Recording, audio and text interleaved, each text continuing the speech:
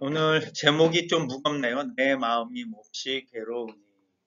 제 마음이 괴롭다는 게 아니고요. 본문에 나와 있는 한 구절을 택한 겁니다. 오늘 요한복음 12장 20절부터 33절 같이 나눌 텐데요.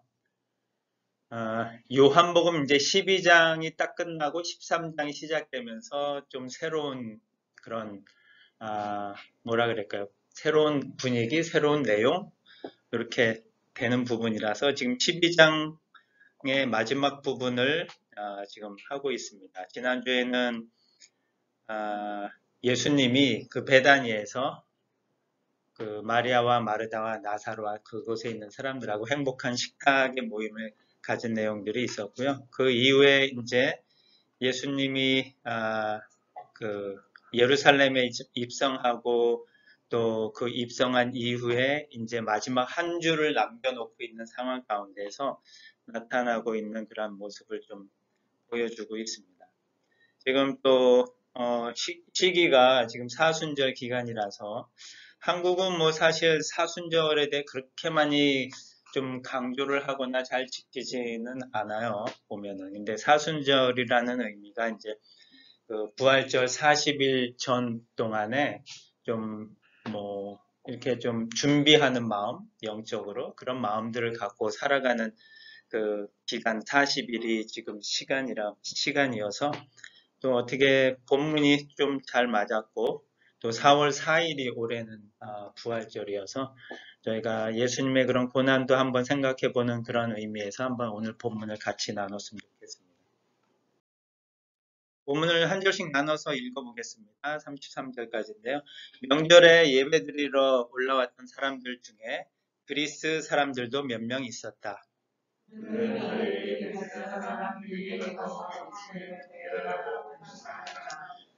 그래서 빌립이 안드레에게 가서 말하여 안드레와 빌립이 예수님께 그 말을 전하였다.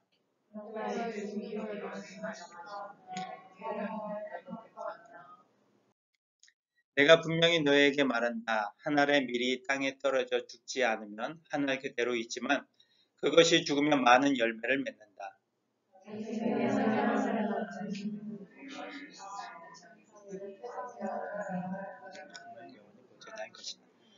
누구든지 나를 섬기고자 하면 나를 따라야 한다. 내가 있는 곳에 내 종도 있을 것이다. 누구든지 나를 섬기면 내 아버지께서 그를 귀하게 여기실 것이다. 지금 내 마음이 몹시 괴로우니 무슨 말을 해야 할까? 아버지, 나를 구원하여 이때를 피하게 해주소서. 그러나 나는 이 일 때문에 이때에 왔습니다. 아버지, 아버지의 이름을 영광스럽게 하소서. 바로 그때 하늘에서 이런 소리가 들려왔다. 내가 이미 영광스럽게 하였고 다시 영광스럽게 할 것이다. 그러자 곁에 서서 그 소리를 들은 사람들은 그것이 천둥소리라고도 하였고 또 어떤 사람들은 천사가 예수님께 말한 것이라고도 하였다. 그래서 예수님이 이렇게 말씀하셨다. 이 소리가 난 것은 나를 위해서가 아니라 너희를 위해서이다. 지금은 이 세상이 심판받을 때이다. 이제 이 세상의 임금인 사탄은 쫓겨날 것이다. 내가 땅에서 들리면 모든 사람을 이끌어 나에게 오게 하겠다. 예수님은 자기가 어떤 죽음을 당할 것인가를 보여주시기 위해서 이 말씀을 하셨다. 아멘. 오늘 본문 가운데 그 예수님이 27절에 지금 내 마음이 몹시 괴로우니 무슨 말을 해야 할까라는 그런 말씀을 하세요. 그래서 그 말씀을 중심으로 해서 같이 오늘 본문을 나눠보겠습니다. 근데 이 예수님이 괴롭다라는 이 마음을, 감정을 표현하기 바로 전에는 또 어떤 내용이 있었냐면 영광을 받을 때가 왔다라고 하는 또 말씀이 나옵니다. 그래서 영광하고 괴로움이라는 그 완전히 상반된 감정이 지금 오늘 본문 속에 같이 나오고 있어요. 그래서 사실 영광을 받을 때가 왔고 하면은 영광을 받는다면 되게 좀 좋은 느낌이잖아요. 그런데 한편으로는 그 다음에 또 내 마음이 몹시 괴롭다라고 또 얘기를 하세요. 그래서 어떻게 이 완전히 상반된 그런 감정들이 그 짧은 순간에 교차될 수 있었을까? 그런 마음이 왜 있었을까 하는 그런 생각들을 해보면서 오늘 본문 말씀을 같이 나눴으면 좋겠습니다. 오늘 그 33절까지 나눴지만 36절까지 쭉 제가 좀 그 단락을 좀 나눴는데 간략히 보면 이런 내용들이 오늘 본문 가운데 있어요. 20절, 21절은 그리스 사람이 와서 예수님을 뵙기를 청하는 그런 장면이 나옵니다. 그리고 22절에는 제자 빌립하고 안드레가 그 내용을 예수님한테 얘기를 합니다. 그리고 예수님은 그 말씀을 듣고 23절에서 32절까지 내가 영광을 받을 때가 왔다라고 하시면서 하늘의 미랄에 대한 내용을 하시고 그 안에 제 마음이 몹시 괴롭다라는 그 말도 하십니다. 그리고 33절에는 그 말씀을 하신 이유가 어떤 죽음으로 당할 것인지를 보여주기 위해서 그 말씀을 하셨다라고 요한이 설명을 하고 있고 이제 34절, 35절, 6절에 보면은 그 군중들이 그 말씀을 듣고 그럼 도대체 그리스도가 누구입니까? 라고 얘기하고 예수님이 대답을 하시고 예수님이 그들을 떠나 몸을 숨기셨다라는 그런 본문입니다. 몸을 숨기신 부분에 대해서는 저희가 다음 시간에 함께 좀 나눌 거고요. 오늘은 영광을 받을 때가 왔는데 왜 그 영광을 받을 때라는 참 영화롭게 되고 높임을 받고 존귀케 되는 그런 장면이고 그런 순간이었을 텐데 왜 예수님의 마음이 그렇게 괴로우셨을까라는 그런 부분들을 한번 저희가 살펴봤으면 좋겠습니다. 20절과 21절에 보면 그리스 사람이 이제 예수님 뵙기를 청한다고 하는 말씀이 기록되어 있습니다. 예루살렘에 많은 사람들이 몰려들었는데 그때 그리스 사람들도 아마 있었던 것 같아요. 그 그리스 사람들이 예수님 뵙기를 청하였다고 해요. 근데 여기서 뭐 예수님 뵙기를 청하였다라는 그 의미는 그냥 뭐 얼굴을 한번 보고 끝난다는 그런 의미는 아니죠. 왜냐면 예수님이 예루살렘에 입성하시는 모습을 그냥 멀리서라도 볼 수는 있었으니까 분명히 예수님을 뵙고자 했던 이유는 좀 개인적으로 만나서 말씀을 듣고 어떤 교제를 나누고자 하는 그런 의도가 있었던 것 같아요.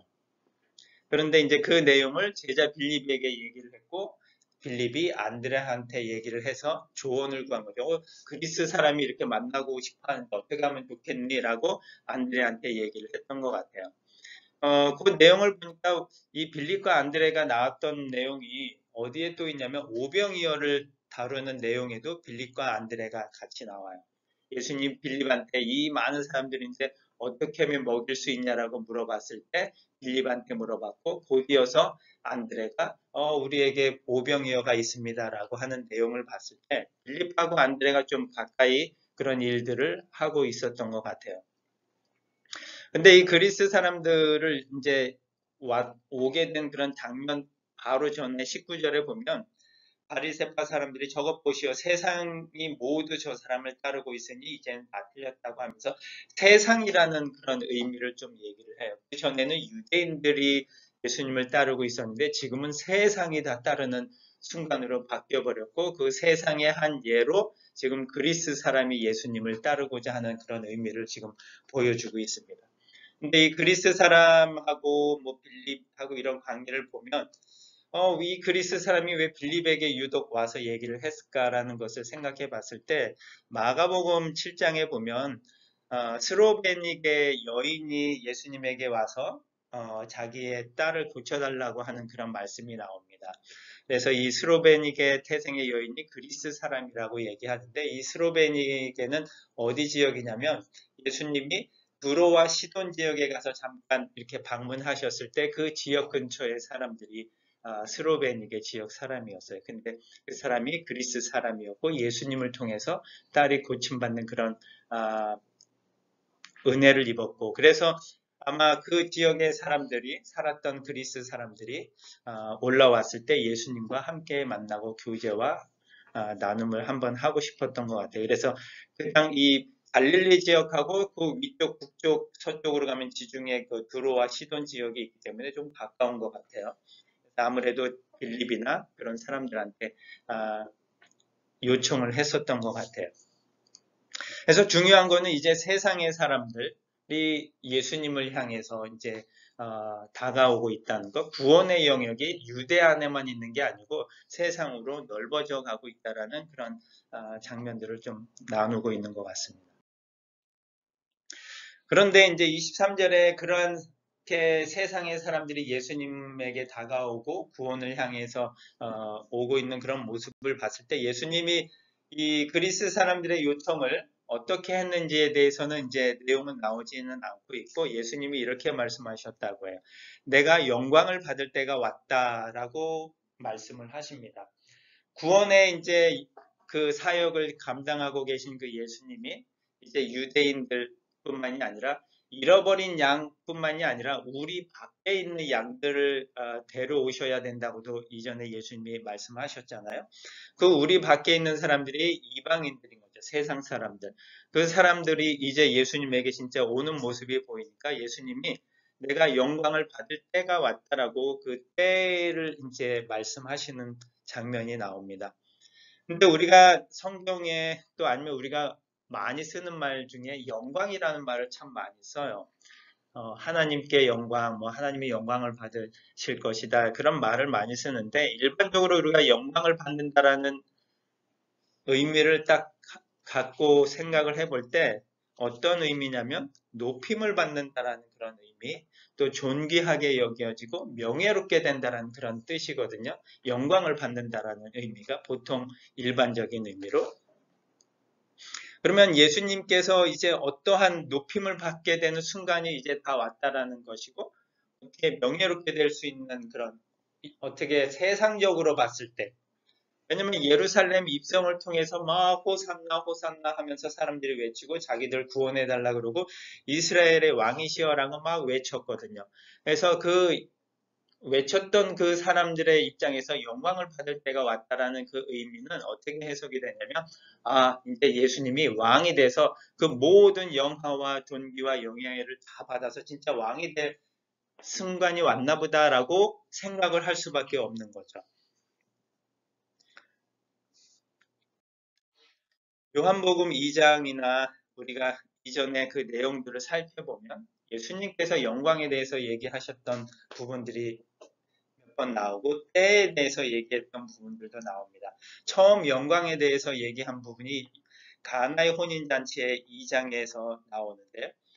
예수님의 어머니가 예수님에게 가서 포도주가 다 떨어졌기 때문에 얘기를 하니까 예수님이 어머니 나와 무슨 관계가 있다고 그러십니까? 아직 내 때가 되지 않았습니다. 라고 때가 되지 않았다는 말씀을 예수님이 사역하시는 가운데 여러 번 말씀을 하세요. 그 때라는 것은 마지막 십자가의 그 때를 말하는데 그 때가 되지 않았다라고 말씀을 막 하시는데 오늘 본문에서는 이제 영광을 받을 때가 왔다라고 얘기를 하고 계시죠. 그래서 그 영광이 도대체 뭔가 그렇게 왕이 돼서 모든 영화를 다 누릴 수 있는 또 한 몸에 받을 수 있는 그런 순간인가 하지만 예수님이 말하는 그 영광의 순간, 그 때라는 것은 우리가 요한복음이나 다른 부분에서 살펴봤을 때 가나의 혼인잔치에서는 이렇게 말씀하세요. 그의 영광을 나타내시자 제자들은 예수님을 믿게 되었다. 여기서 가나의 혼인잔치에서 물을 포도주로 바꾸는 기적을 통해서 드러내신 영광은 이 예수님의 피로서 우리를 깨끗하게 해 주실 수 있다라는 그런 십자가의 그런 모습을 잠깐 보여주는 거죠. 그러면서 그 사건을 통해서 영광을 나타내신 거예요. 십자가의 사건을 통해서. 그리고 마지막 기적이었던 표적이었던 나사로의 기적을 통해서 죽음에서 부활하는 그런 모습을 통해 십자가의 그 죽음과 부활의 모습을 다 보여주고 계셨던 거죠. 그래서 그 모습을 통해 나사로의 그 모습을 통해서 하나님의 영광을 너희가 이제 곧 보게 될 것이다 라는 그런 말씀을 하고 계십니다. 예수님이 이렇게 영광을 받을 때가 왔다라고 하시면서 그 다음에 나누시는 말씀이 어떤 내용이냐면 24절에 한 알의 밀이 떨어져 땅에 떨어져 죽지 않으면 한 알 그대로 있지만 그것이 죽으면 많은 열매를 맺는다. 그리고 자기 생명을 사랑하는 사람 그 생명을 잃을 것이며 이 세상에서 자기 생명을 미워하는 사람은 그 생명을 영원히 보존할 것이다. 라고 하면서 영광 받을 때가 왔다고 하면서 바로 이어서 하시는 말씀이 죽음에 대한 말씀을 하고 계시는 거예요. 한 알의 밀알이 땅에 떨어져서 죽으면 많은 열매를 맺는다라는 그런 희생에 관련된 의미의 말씀을 하고 계시고, 그리고 자기 생명을 미워하는 사람은 그 생명을 영원히 보존할 것이다 라고 하면서 임박한 순간에 어떤 일이 이제 벌어질 것인가에 대한 내용을 좀 보여주고 계시는 거죠. 영광을 받는데 이스라엘의 왕으로서 영광을 받는 게 아니고 십자가의 사건을 통해서 영광을 받는다라는 그런 의미가 담겨 있는 말씀을 하시는 거죠. 그래서 예수님이 생각하는 이 영광은 우리가 세상에서 받는 그런 영광이 아니고 뭔가 다른 영광이겠구나 하는 것을 우리가 한번 생각해 봐야 될 것 같습니다. 그리고 계속해서 26절에 보면 누구든지 나를 섬기고자 하면 나를 따라야 한다. 네가 있는 곳에 내 종도 있을 것이다. 누구든지 나를 섬기면 내 아버지께서 그를 귀하게 여기실 것이다. 조금 전에 그리스 사람, 세상의 사람들이 예수님을 따르고자 환호를 하고 예수님을 뵙고자 청했어요. 그래서 빌립과 안드레가 얘기를 했더니 예수님이 영광을 받을 때가 왔다고 얘기하면서 하늘의 미랄, 사람이 자기 생명을 미워하지는 안 된다라고 하시면서 바로 이어서 한 말이 누구든지 나를 따르려고 한다면, 나를 섬기고자 한다면 나를 따라야 한다라고 제자도에 대한 좀 관련된 말씀을 하시고 계십니다. 그리고 오늘 제목처럼 27절에 지금 내 마음이 몹시 괴로우니 무슨 말을 해야 할까? 아버지 나를 구원하여 이때를 피하게 해주소서. 그러나 나는 이 일 때문에 이때에 왔습니다. 라고 하면서 예수님의 그 어떻게 보면 인간적인 모습의 감정이 이제 딱 표출되는 것 같아요. 하늘의 미랄에 대한 내용에 대해서 얘기하시고 자기의 생명을 미워해야만 된다라고 얘기하고 나를 섬기고자 하면 나를 따라야 한다. 십자가의 그 도를 따라서 십자가를 짊어지고 예수님처럼 그런 죽음의 길, 희생의 길, 고난의 길을 따라야 한다라고 말씀을 하고 계시면서 내 마음이 몹시 괴롭다라고 얘기를 하세요. 얼마나 괴로우셨을까? 아니면 무엇 때문에 괴로우셨을까? 하는 그런 생각을 좀 해봅니다. 왜냐하면 그 전까지 영광을 받는다라는 때가 왔다라고 얘기하시는데 영광을 받으면 기뻐해야 되고 좋아해야 되고 감사해야 되지 않을까라는 생각을 해보는데 예수님이 가지고 있는 그 신적인 그 속성도 있지만 인간적인 또 속성도 있거든요. 하나님의 아들로서의 모습, 또 사람의 아들로서의 그런 모습들이 있어요. 내 마음이 몹시 괴롭다라는 이 구절을 딱 생각할 때 또 떠오르는 구절이 하나 있어요. 이제 겟세마네의 그 기도의 순간이 떠오를 겁니다. 그 누가복음 22장을 제가 가져왔는데 마가복음이나 마태복음에도 동일하게 이 겟세마네에 대한 기도의 순간은 다 기록이 되어 있어요.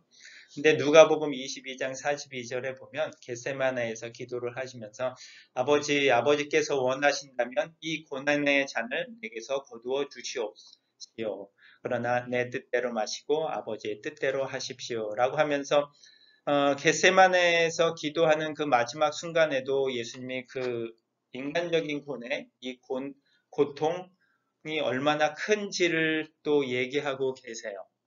그리고 또 한 마지막 순간은 어떤 순간이었냐면 십자가에서 달려서 돌아가실 그 마지막 순간에 얘기하신 말씀이 있는데 엘리 에밀 라마 사박단이라는 그 말씀을 통해서 하나님 어찌하여 나를 버리셨습니까? 라는 그런 또 말씀을 하시죠.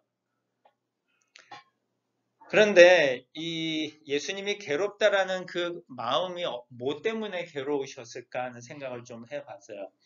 과연 십자가에서 당하는 그 형벌이나 육체적인 고통이 힘들어서 예수님이 괴로워하셨을까? 라는 생각도 한번 해봅니다. 물론 그 육체적인 괴로움이 뭐 쉽지는 않았겠죠. 우리가 뭐 패션 오브 크라이스트 그런 영화 같은 거 보면 그 순간들이 참 쉽지 않은 순간들이 많이 나와요. 그래서 육체적인 고통이 분명히 있기는 있을 거예요.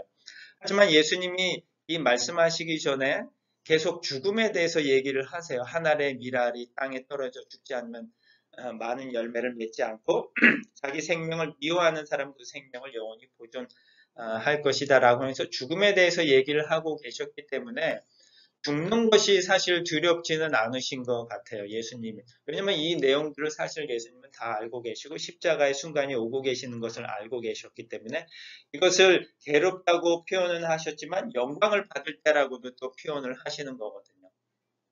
분명히 그 고통의 순간이지만 이것은 영광을 받을 순간이라고도 얘기를 하시는 것을 보면 육체적인 고통이 다는 아니셨구나라는 것을 한번 생각해 봅니다.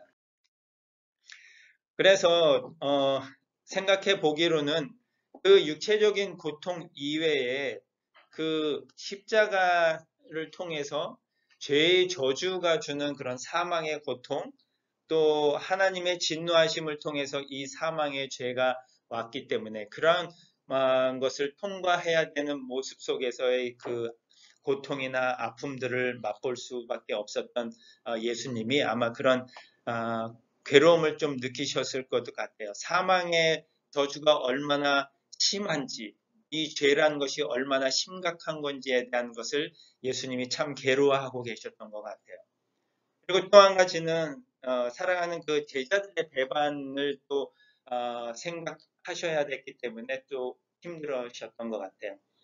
그 따르던 나를 섬기려면 나를 따라야 한다라고 제자도에 대한 내용들도 그 앞절에서 얘기를 하고 계셨기 때문에 분명히 따르는 제자들에 대한 어떤 내용들이 좀 담겨 있을 것 같은데 요한복음 13장 20절 21절에 보면 가룟 유다가 이제 나오는 부분들이 있어요. 내가 분명히 너에게 말한다. 누구든지 내가 보내는 사람을 영접하는 사람은 나를 영접하는 자이며 나를 영접하는 사람은 나를 보내신 분을 영접하는 자이다. 예수님은 이 말씀을 하신 후 몹시 괴로워하시며 내가 분명히 말해두지만 너희 중에 하나가 나를 팔아넘길 것이다 하고 말씀하셨어요.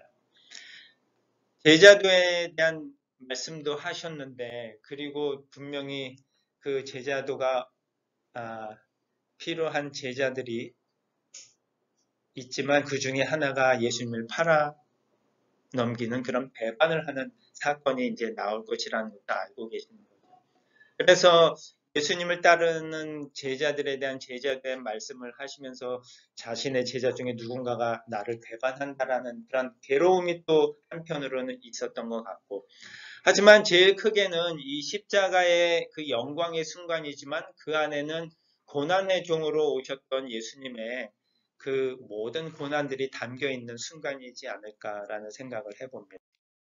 그래서 이 십자가의 죽음은 물론 육체적인 고난을 더해서 그 영적인 죽음, 죄가 얼마나 무서운지에 대한 그런 아픔과 괴로움들이 있고 하지만 이 십자가의 순간이 하나님의 영광이 드러나는 순간이거든요. 하나님의 영광이 어떻게 드러나냐면 하나님의 속성들이 다 드러날 때 드러나는 거예요. 제일 중요한 게 하나님의 사랑이 드러나는 순간이에요. 그 십자가를 통해서. 하나님이 우리를 사랑하시기 위해서 자기의 가장 소중한 하나님의 아들을 십자가에 죽이시는 그런 사랑을 표현해 주시는 거거든요. 은혜의 순간이고. 그래서 이런 영광을 위해서 고난을 짊어지신 그 예수님을 우리가 보게 되고 그 순간이 하나님의 그런 영광이 드러나는 순간이라는 것을 우리가 잘 알 수 있는 것 같습니다. 이사야 53장의 말씀이에요. 잘 아시는 것처럼 예수님이 얼마나 고난과 고통을 당해야 되는지 그 십자가상에서의 모습을 보여주고 있는 모습입니다. 그가 우리의 죄 때문에 찔림을 당하고 상처를 입었으니 그가 징계를 받음으로 우리가 평화를 누리게 되었고 그가 채찍에 맞음으로 우리가 고침을 받았다. 우리는 다 길 잃은 양처럼 제각기 잘못된 길로 갔으나 여호와께서는 우리 모든 사람의 죄를 그에게 담당시키셨다. 그가 체포되어 침문을 당하고 끌려갔으니 그 세대 사람들 중에 그가 죽음을 당하게 된 것이 자기의 죄 때문이라고 누가 생각했겠는가. 그러므로 내가 강하고 위대한 자들의 영예를 그에게 주겠다. 그는 기꺼이 자기 생명을 바쳐 범죄자처럼 되었으며 많은 사람들의 죄를 짊어지고 그들이 용서받도록 기도하였다. 이 고난과 고통과 어려움의 순간을 예수님이 짊어지셨고 그 짊어지신 이후에 하나님의 영광이 드러나는 그런 놀라운 순간들을 또 볼 수가 있습니다. 십자가가 분명히 고난의 순간이지만 그 안에는 하나님의 영광이 담겨 있다는 것을 우리가 기억해 보면서 이 부활절이 다가오고 있고 고난의 기간 또 사순절의 시간들을 우리가 좀 잘 묵상하면서 예수님이 이러한 영광의 순간을 위해서 그 고난의 모습, 그 외롭다고 말씀으로 표현하실 정도로 힘든 그 시간들을 잘 이겨내시면서 우리에게 하나님의 은혜를 주시고 또 하나님을 영화롭게 하는 그 순간들을 가지셨구나 하는 시간들을 우리가 잘 가져갔으면 좋겠습니다. 그리고 이러한 말씀을 하시고 예수님이 그들을 떠나 몸을 숨기셨어요. 그리고 이제 마지막 한 주를 제자들과 함께 나누는 그런 시간들을 갖습니다. 그 예수님의 그런 모습들을 잘 생각해 보면서 한 주 동안 또 저희가 살아갔으면 좋겠습니다. 기도하겠습니다.